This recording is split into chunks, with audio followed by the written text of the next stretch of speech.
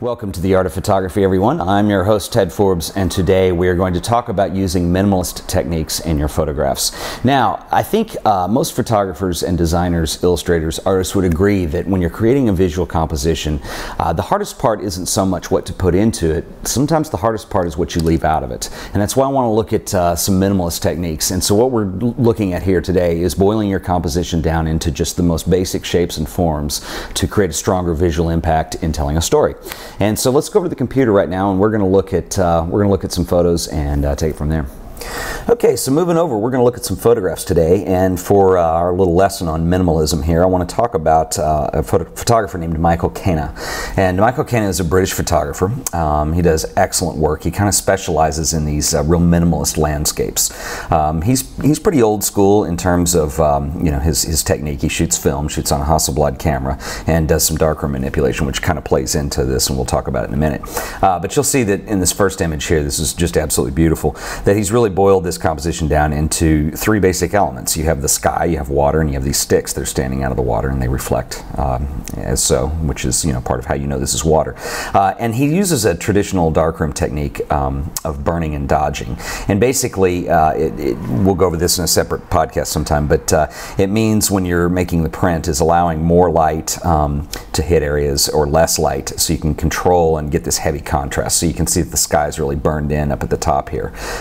Creates a little more interest, and same at the bottom, and they create some symmetry as well. But it's easy to talk about minimalist composition because this is so boiled down to just a few elements. You don't see anything else in here. There's no boats, there's no skyline, there's no shore. It's really just as bare bones as you can get. And you'll notice that the horizon line divides this photo directly in half here, and which is a technique common to a lot of minimalist photographers. But he also has the sticks, kind of sitting, if you remember the Rule of Thirds episode, and you might want to go back and watch that if you haven't seen it. But this is not directly in the middle of the photograph, it's just off axis a little bit to create some interest to your eye. We'll move on and look at some others.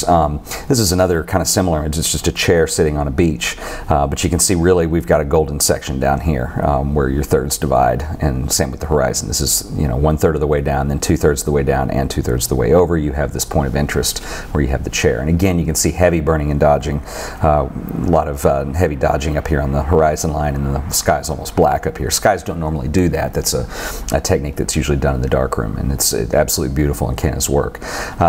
This is another interesting photo of this castle on this hill.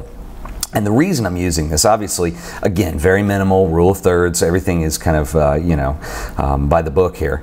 But what's really interesting to me is how, this photo kind of relates to some trends you see in photography today. And mainly I want to talk about HDR photography. And for those of you who don't know, HDR is a high dynamic range, and digital cameras compared to film cameras have a lower dynamic range than film does. And so HDR is a way of taking multiple exposures and then being able to get more detail in the shadows down here and stuff like this. But the reason I mention that is because, especially in Kenna's work, it wouldn't be the same photo, and you wouldn't have that minimalist quality. It's okay to let things go dark and go completely to blacks in here. There's probably grass on this hill, and you can't tell, but it doesn't matter, because what we're doing with this kind of minimalist technique is really boiling this composition down to just the most basic elements you can come up with to avoid any distraction. It's very minimal, it's very simple, and it has a really strong dramatic effect.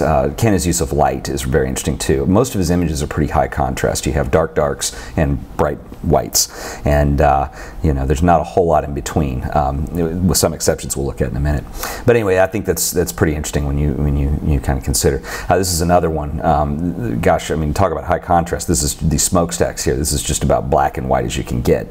He tones his photographs too, so they're not pure black and white. You're going to see the kind of the sepia going on in there. This was probably taken at night. Kenna does a lot of night photography, and it was probably done in probably some kind of fog-like condition, and the smoke was probably coming out of these stacks. But anyway, you kind of get this gritty grain coming off the film in there, and it really accents this shape, and you can tell those are smokestacks. Without that, probably a little harder to discern. This is the Golden Gate Bridge. Kenna did a lot of work working in San Francisco, I believe in the 80s. And it's interesting to me because like you've seen a lot of famous photographers shoot the Golden Gate Bridge. And I love this angle because it's not the angle people normally pick. And it's head on. You don't see any of the depth in the bridge, but you know, we know what it is, and you see the mountains back in the back. And also again, note that it is off center. He has a wonderful use of symmetry in here, but he pretty much conforms to the rule of thirds most of the time. It does create interest to the photo. I think it's real easy for you know, beginner photographers to try to get their symmetry lined up perfectly down the middle of the photograph and all. And really that's fine, but the real interest is when you kind of pull that off axis a little bit. Again, rule of thirds episode if you haven't seen it. Another one that's really interesting, and you get a sense too, and we talked about this in that rule of thirds episode, but the use of diagonal lines that kind of complete triangles. And so you have you know, this axis coming up from the bottom left-hand side and also the top left-hand side. And it's just some sticks in kind of a mud swamp kind of area, maybe a field after a rain. But again, just simple, minimal techniques, you know, with wonderful detail without having to do HDR or anything like that. Moving along, this is also interesting too. In some of Kenna's work, he explores. Again, it's very minimal. You know, these heavy industrial photos. But what's interesting is the use of light in here. And we've kind of talked about the zone system that Ansel Adams employed a little bit. But basically, you have shades of gray that you're playing with. And the darkest being this piece of machinery up in the front. The lightest being, you know, the backdrop of the smog or the clouds or the fog or whatever that is. And then you have various shades. The depth is created here not by depth of field. Everything's in focus. It's a very tight aperture. But the depth is created simply by the various shades of these mechanical objects that kind of come in and out, and the smokestacks almost blending in with the background. Very, very cool, very interesting. Again, this bridge, you don't see a lot of detail. I think this is, you know, this would be, you know, with the trends of the day would be to do something like this in HDR where you really get everything. And Kenna didn't go for that. And I think there's a real beauty and simplicity and minimalist quality that you get from that. You obviously know that this is a bridge, and if this was an HDR, it would reveal so many details you would really lose a lot of that minimalist quality. But again, triangular shapes, diagonal lines, rule of thirds, things like that. And then finally, last image, and I simply love Kenna's night work. This was done at night. And we'll probably do an episode of a tutorial on the podcast about how to shoot at night. But what's really cool, and I love this technique, but if you can, it's hard to line up because your weather is important, but if you get a partly cloudy night where the wind is blowing and the clouds are moving, you can basically do a really tight aperture, and this is a really long exposure. Okay, so the streaks in the sky were created by these clouds actually moving. So this may have been, you know, a 10-20 minute exposure, maybe even longer, you know, and that creates the interest. And of course you have the light down here, but these are really wonderful shots, and that night photography technique is simply beautiful. It would be very minimal without any activity in the sky, but not only do you have these beautiful clouds, but you have this wonderful dramatic sense of motion that just adds to the photo, but does not detract from, again, that minimalist quality. Anyway, but this is Kenna's work. I'm going to put a link to his website in the show notes. He's got several books out. I recommend that, you know, if you're serious about this at all, you really study his work.